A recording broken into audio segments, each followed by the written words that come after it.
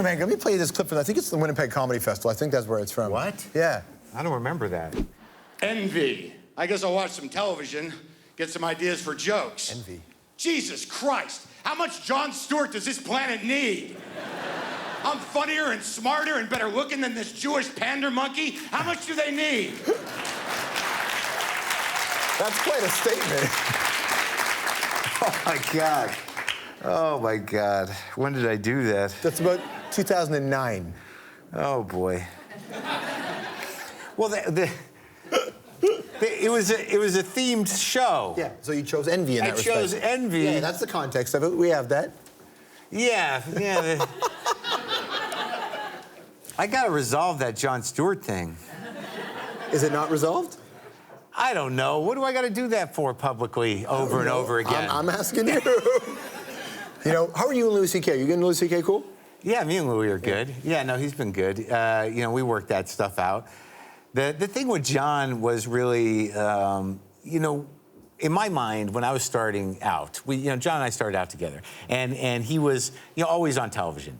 I actually ended up hosting the show that he started on Comedy Central at the last version of it, but whatever, he just became, I don't know, when you're a bitter person or you're a jealous person, you're gonna have that one dude, that, like, he represents everything that you could have been. He's the quarterback. Yeah, well, yeah, exactly.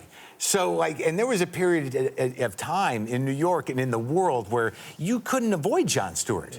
I mean, he was on every magazine. Like, in New York, I would walk through magazine stands. I'd just walk by him, and, like, 2 publications would have Jon just looking at me. And I'd be like, yeah, screw you, I was yelling at magazines. That's how bad I was.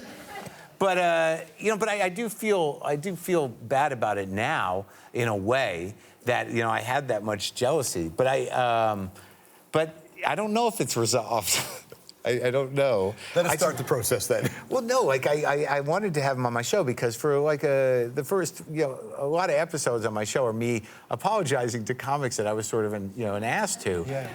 And some of them remember, some of them don't, because a lot of times you think you're more important than you are, especially if you're being an ass. If you're like, it's one thing to be grandiose, thinking that everybody loves you, but there's another grandiosity. It's like inverted grandiosity where you think everybody thinks you're an idiot or an annoying person. So I apologized to a lot of people. So I was sort of in that groove. So I figured, like, well, I'm the apology guy. So I'm going to apologize to Jon. That'll be a great episode. So I called his office and he called me back, and he doesn't call people. And he's like, hey, it's Jon. I'm like, yeah, how you doing? He's like, look, I just want you to know that I don't know if you remember, what a dick you were to me, for back in the day. And I'm like, yeah, well, that's what we're gonna work through. He's like, yeah, there's no love here, man, And I'm like, no, all right. He's like, maybe I'd be open for a cup of coffee, but I'm not gonna publicly, talk to you about that. And, like, part of me was, like, crestfallen. I was like, but I'm the apology guy. Yeah. Well, that sounds like he was hurt.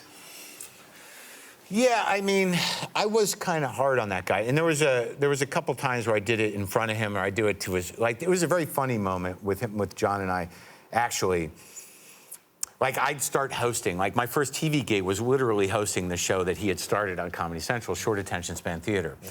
And I always used to, my big thing with Jon was like, you're a sellout, because he used to do MTV stuff, and I was like, and I had this integrity thing going. I was surprised how angry I was in that clip, if that was just a few years ago. Yeah. I thought I'd made more growth than that.